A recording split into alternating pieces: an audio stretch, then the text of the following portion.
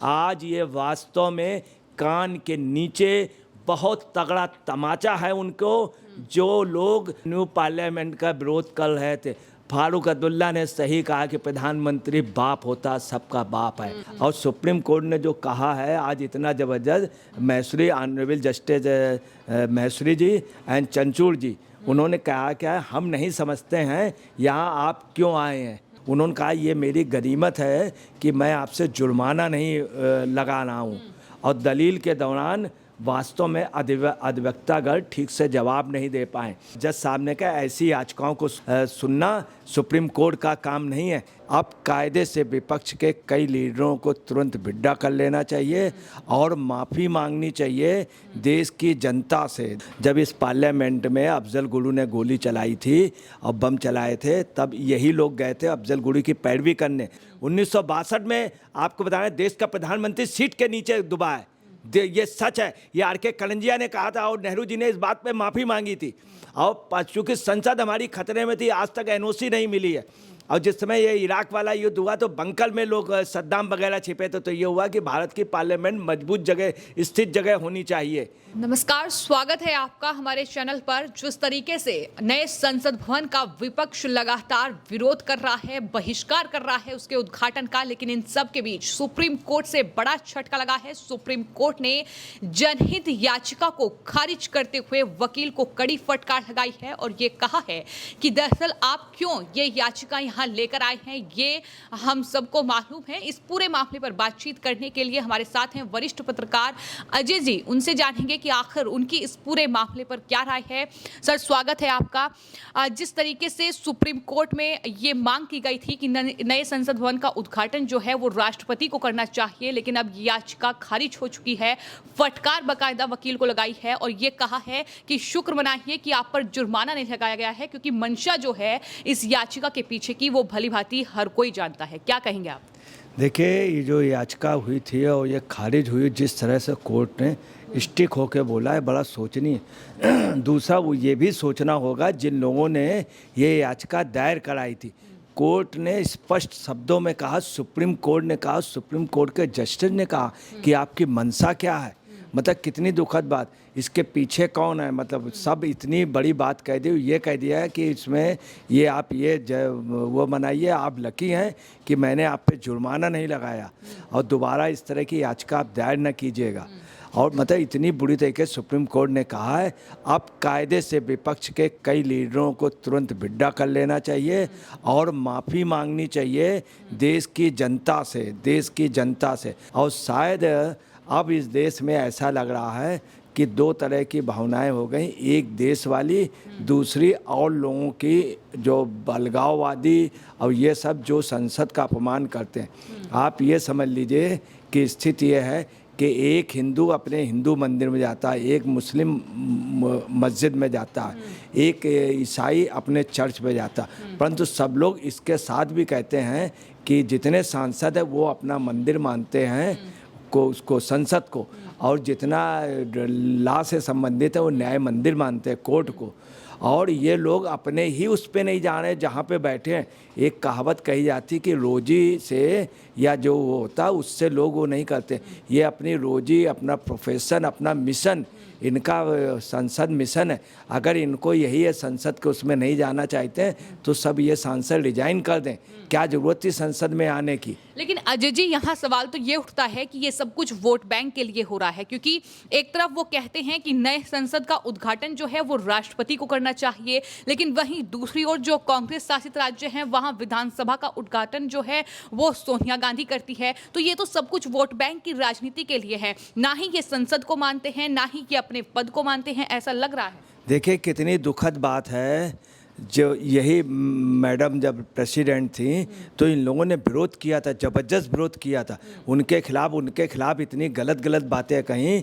जब उनकी family expire हुई थी, जब उड़ीसा में थे, तो इन लोगों ने विरोध किया। कांग्रेस ने उनको वहाँ जीना दूभर कर दिया। उनके जब हस्बैंड वगैरह एक्सपायर हुए उस समय भी उन्होंने, जब वो गवर्नर बनी तब भी उन्होंने विरोध किया, जब प्रेसिडेंट बनी तो सब ने एक साथ विरोध किया। और आज उन्हीं के लिए बात कर रहे हैं। और जबकि इसके पहले नहीं याद आया है जब उद्घाटन होने लगा, इसके पहले भी आप महीने भर पहले 2 महीने पहले बता देते कि प्रेसिडेंट उसका करेंगे, नहीं बताया। इन्हीं के नेता राष्ट्रपति भी कहते हैं राष्ट्रपति, और इन्हीं ने राष्ट्रपति कितना गंदा शब्द कहा था। पता नहीं इन लोगों को क्या हो गया है कि राष्ट्रपति कह दिया गया है। आप ये समझ लीजिए कि और उनके लिए राष्ट्रपति कह रहे हैं, कितनी बड़ी बात है, कितनी बड़ी बात। यही एक खेड़ा इनके यहाँ, पवन खेड़ा प्रधानमंत्री के फादर तक पहुँच गया। मतलब ये लोग संतुलन खो बैठे हैं और कैसे ये पार्लियामेंट का विरोध कर रहे हैं, ये ताजुब की बात है। यही नेहरू जी, आप ये गनीमत कहिए कि वो मिल गया, वरना अगर पाटिल होती तो वो भी ले जाती। नेहरू जी ने उसको छिपा के रखवा दिया था। याद रखिएगा, जो ये सत्ता ट्रांसफ़र हुई है वो इनको नहीं करना चाह रहे थे, नेहरू जी के लिए। इसलिए उन्होंने कहा था, माउंटबेटन ने, हकीकत थी कि मैडम माउंटबेटन ने समझा दिया कि इनको दे दो नेहरू जी। नेहरू जी प्राइम मिनिस्टर नहीं चुने गए थे, सरदार पटेल चुने गए थे। नेहरू जी को मगर चूँकि गांधी जी की बैकिंग थी और मैडम माउंटबेटन का स्पेशल इंटरेस्ट था, और उन्होंने, मैडम माउंटबेटन ने 2 बातें उस समय कही थी जो नहीं दी गई। एक तो दंड वाला ये इसलिए दिया गया चूँकि नेहरू जी को देना नहीं चाह रहे थे। नेहरू जी हिंदुस्तान नहीं थे, नेहरू जी भारत नहीं थे, नेहरू जी सिर्फ एक पर्सन थे, एक पर्सन थे। और वो भी वो थे जो मोतीलाल नेहरू से पहले वो फैमिली, वो नहीं मैं बताना चाहता। यहाँ बात सेंट्रल विस्टा की करेंगे, क्योंकि ये जो पूरा प्रोजेक्ट है इसको लेकर सुप्रीम कोर्ट में बार बार विपक्षी दल गए हैं। जब इसकी शुरुआत हुई, जब नींव प्रधानमंत्री ने रखी, तब वो पहुंचे इसके विरोध में, तब फटकार लगाई सुप्रीम कोर्ट ने और कहा कि ये मोटिवेटेड एक याचिका है। उसके बाद जब वहां शिलान्यास किया गया, अशोक स्तंभ को देखा गया, वहां आरोप लगाए गए कि शेर को गलत तरीके से दिखाया गया है। अब एक बार फिर जब उद्घाटन हो रहा है, जब जाहिर तौर पर पूरा क्रेडिट जो है वो देश के प्रधानमंत्री को मिलेगा और इस वजह से राष्ट्रपति से उद्घाटन की बात फिर फटकार लगी है, तो ये विपक्ष की कहीं ना कहीं एक तिलमिलाहट ही है प्रधानमंत्री की। मैडम, ये कतई नहीं है कि बीजेपी को मिलेगा या प्रधानमंत्री को श्रेय मिलेगा, ऐसा कुछ भी नहीं है। मैं आपको बता रहा हूँ, जिस समय इराक वाला युद्ध हुआ है उस समय हुआ कि ऐसी पार्लियामेंट हो जो सुरक्षित हो। जब इस पार्लियामेंट में अफजल गुरु ने गोली चलाई थी और बम चलाए थे, तब यही लोग गए थे अफजल गुरु की पैरवी करने, और जब बम चल रहे थे तो लोग छिप रहे थे। उस समय इन्होंने मीडिया के लिए बड़े गंदे शब्द यूज़ किए थे, मीडिया कवरेज कर रहा था, ये लोग छिप गए थे। पार्लियामेंट में 2-3 बार ये बात हुई। 1962 में ये बात हुई। 1962 में आपको बता रहे, देश का प्रधानमंत्री सीट के नीचे दुबा है, ये सच है। ये आर.के. कलंजिया ने कहा था और नेहरू जी ने इस बात पे माफ़ी मांगी थी। और चूँकि संसद हमारी खतरे में थी, आज तक एनओसी नहीं मिली है। और जिस समय ये इराक वाला युद्ध हुआ तो बंकर में लोग सद्दाम वगैरह छिपे थे। तो ये हुआ कि भारत की पार्लियामेंट मजबूत जगह, स्थित जगह होनी चाहिए।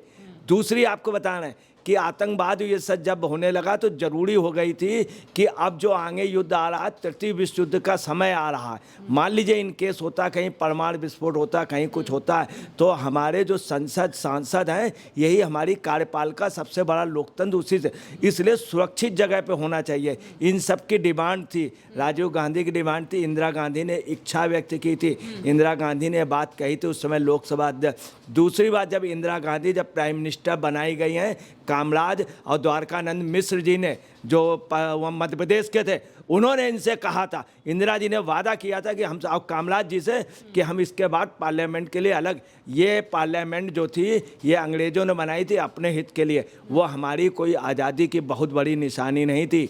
ये पार्लियामेंट बनना ये इनके लिए ठीक है, जो कांग्रेस के लोग। आप ये समझ लीजिए ये क्यों ठीक है। आपने देखा होगा जैसे केजरीवाल जी, इन मान लीजिए अगर ये कभी सांसद बनते हैं, एक ने इनके मार दी थी, उस बेवकूफ़ ने, गंदा आदमी था वो। अगर ये पार्लियामेंट में आएंगे तो पार्लियामेंट में इनकी सुरक्षा के लिए, इन नेताओं के सुरक्षा के लिए, सोनिया जी के सुरक्षा के लिए, राहुल की सुरक्षा के लिए, ये लोग सुरक्षित रहेंगे। उस सुरक्षा के लिए इन्हीं के लिए इंतजाम है। ऐसा नहीं कि मोदी उसमें क्रेडिट ले लेंगे या मोदी का कोई योगदान हो, उसमें सबका योगदान है। इस पार्लियामेंट को बनवाने में कांग्रेस के नेताओं ने ही रखी थी। सोनिया गांधी खुद जाके वहाँ का उद्घाटन करने गई थी, वहाँ के कार्यालय का। राजीव गांधी गए हैं और पार्लियामेंट में कई बार नेहरू जी गए हैं। और आपको बता रहे हैं, जिस सावरकर का विरोध हो रहा, उसको नेहरू जी वहाँ माल्यार्पण करते थे और नेहरू जी के समय वहाँ पे मूर्ति लगी है, इंदिरा जी के समय मूर्ति लगी, उसका विरोध ये कर रहे थे। वहाँ मैं उस ओल्ड पार्लियामेंट की कर रहा हूँ, न्यू पार्लियामेंट बढ़िया बन रहा था।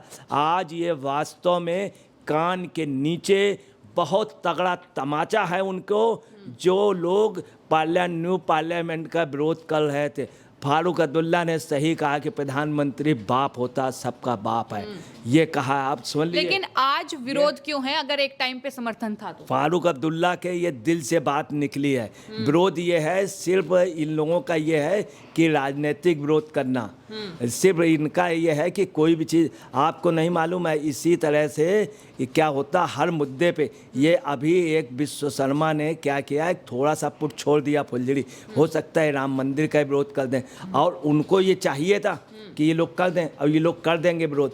अब राम मंदिर का विरोध करने से, मगर उससे भी लोग वंचित होना भी चाह रहे हैं और लोग कराना भी चाह रहे हैं। ये वास्तव में ऐसा लगता है कि कांग्रेस है, उसमें कुछ लोग बीजेपी के एजेंट हैं, जानबूझ के मुद्दा छिनवाना। अगर वहाँ पर जाते तो आपको मालूम है विपक्ष का लीडर भी जाता वहाँ पे, विपक्ष का लीडर भी जाता, और उसके निश्चित तौर पे इनको विपक्ष का लीडर ही मेन बोलता प्रधानमंत्री की बात, चूँकि ये नियम है।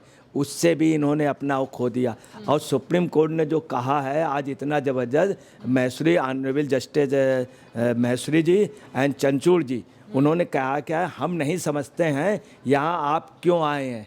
कितनी बड़ी, मतलब किसी के घर आप जाएं, कह दें हम नहीं समझते क्यों आए हैं, इससे बड़ी बदनामी नहीं, इनको तुरंत ही चले जाना चाहिए। मैं फिर कहूँगा, उनका जो अपोजिट साइड का वकील था वो बहुत समझदार थे। उन्होंने स्पष्ट कहा कि मैं विड्रॉ करता हूँ। तो उन्होंने कहा कि आप हाई कोर्ट जा सकते हैं। तो उन्होंने जब सॉलिसिटर जनरल से पूछा कि ये विड्रॉ करना है, आपको कोई इतराज़ या कोई प्रॉब्लम, तो उन्होंने कहा कि ये आर्गूमेंट के लायक नहीं है, और ये जो मामला है ये हाई कोर्ट जा सकते हैं। तो उन्होंने क्या कहा है सुन लीजिए, जया सुकीम ने, उन्होंने कहा कि मैं हाई कोर्ट नहीं जाऊंगा, क्योंकि वो एक्सेप्ट कर गए हैं। और उन्होंने देखा जिस तरह जस्टिस ने डाटा, जिस तरह से कहा, तो उनको सुकीम जी को लगा कि वास्तव में हम गलत आ गए किसी गलत आदमी के जरिए। और उन्होंने जिस तरह से विड्रॉ किया, हिंदुस्तान के इतिहास में कोई अच्छा एडवोकेट, इसमें कोई शक नहीं, जय सुकीम बहुत टॉप के एडवोकेट, उन्होंने भी एक्सेप्ट कर लिया कि मैंने शायद गलत लोगों से ये मुकदमा ले लिया। उन्होंने एक्सेप्ट किया, उन्होंने कहा कि मैं हाई कोर्ट नहीं जाऊँगा। और आपको बताना है, दूसरी बात यह है कि आर्टिकल 32 में कोई भी याचिका दायर कर सकता है, जज साहब ने कहा, इनके अपोजिट साइड के वकील ने भी कहा। फिर उन्होंने खुद पूछा इनसे कि प्रेसिडेंट, तो उसमें उन्होंने बताया आर्टिकल 79 और आर्टिकल 85 में है कि प्रेसिडेंट हेड होता पार्लियामेंट का, ये इन्होंने कहा। जब उन्होंने 79 का एग्जाम्पल उनका दिया तो उन्होंने अपनी गलती एक्सेप्ट की। फिर उन्होंने सॉलिसिटर जनरल से पूछा, तो सॉलिसिटर जनरल ने कहा, जब वो कहा तो सुकीम साहब ने इस पे अपनी गलती एक्सेप्ट की। और उसके अलावा जो उन्होंने कहा है, ये भी कहा है कि ये जो है अगली बार जब आप आएंगे तो आप पर बहुत वो होगा। उन्होंने कहा ये मेरी गनीमत है कि मैं आपसे जुर्माना नहीं लगा रहा हूँ। और दलील के दौरान वास्तव में अधिवक्तागण ठीक से जवाब नहीं दे पाए। उस जवाब देने में आपको बता रहे हैं, कभी कभी क्या होता है, जब अच्छे एडवोकेट या बैरिस्टर जवाब नहीं दे पाते तो ऐसे कहते माय लॉर्ड, इस करके मतलब थोड़ा सा वेट ले लेते। माय लॉर्ड करने से क्या उनको थोड़ा गैप भी मिल जाता, और अपनी मतलब अगर ठीक से जवाब नहीं दे। मगर वहाँ ये बात नहीं हुई है। उन्होंने, वकील साहब ने, खुद सुकीम साहब ने, चूँकि उन्होंने आत्मा से एक्सेप्ट कर लिया कि हम गलत पैरवी कर रहे हैं। तो अजय जी, जिन्होंने याचिका दाखिल की उन्होंने ये एक्सेप्ट कर लिया कि दरअसल वो गलत तरीके से, गलत लोगों के जरिए याचिका दाखिल उन्होंने यहाँ तक कह दिया कि हम हाई कोर्ट में नहीं करेंगे, ये मतलब। और जब तो लेकिन सवाल यहाँ ये है कि क्या विपक्ष ये चीज एक्सेप्ट करेगा कि हाँ, जो वो विरोध कर रहे हैं, उद्घाटन का जो बहिष्कार कर रहे हैं, अब वो भी अपनी गलती माने और दरअसल नए संसद भवन के उद्घाटन में पहुंचे? विपक्ष ने ये एक्सेप्ट कर लिया है, क्योंकि सुकीम साहब ने सर झुका दिया था। और उन्होंने क्या कहा, जया सुकीम जी ने, कि जब जज साहब ने कहा ऐसी याचिकाओं को सुनना सुप्रीम कोर्ट का काम नहीं है, जब ये कहा तो उन्होंने इस चीज़ को बड़े उससे गौर किया और एक प्रकार से मौन सहमति दी। सबसे बड़ी बात थी जज और अपोजिट साइड के एडवोकेट की जो पोजीशन। इसके अलावा आपको जो सबसे मेन बात बता रहा हूँ वो ये है कि हाई कोर्ट अब वो नहीं जा रहे हैं, उन्होंने स्पष्ट किया है। और इसके बाद ये कहीं पे अब दायर भी नहीं कर सकते हैं। तो ये इनका पटाखा फुस हुआ और ये इनके लिए वाटरलू है। इस पे अब सोचना चाहिए और राहुल जी को सोचना चाहिए, क्योंकि राहुल जी को विदेश भी जाना है। एक ये इनके लिए दुखद हो गया, दूसरा उनके लिए सबसे ज़्यादा इसमें राहुल जी लगे थे। राहुल जी, दिग्विजय सिंह, सोनिया जी का इनका दिमाग था, खड़गे जी का कतई दिमाग नहीं था। ठीक है अजय जी। तो जिस तरीके से सुप्रीम कोर्ट में ये याचिका खारिज हुई है, तो अजय जी का साफ तौर पर ये कहना है कि ये विपक्ष का एक पटाखा फूस हुआ है। सुप्रीम कोर्ट में वो गए थे ये उम्मीद लेकर कि वहां उनकी बात सुनी जाएगी, लेकिन सुप्रीम कोर्ट ने जिस तरीके से फटकारा है वो अपने आप में कांग्रेस पार्टी समेत तमाम विपक्षी दलों के लिए कम से कम नए संसद भवन के उद्घाटन समारोह को लेकर जो लगातार वो बयानबाजी कर रहे थे, उन सब के बीच एक बहुत बड़ा झटका है। फिलहाल आपकी इस पूरे मामले पर क्या राय है, हमें कमेंट बॉक्स में जरूर लिखें और चैनल को सब्सक्राइब करें। धन्यवाद।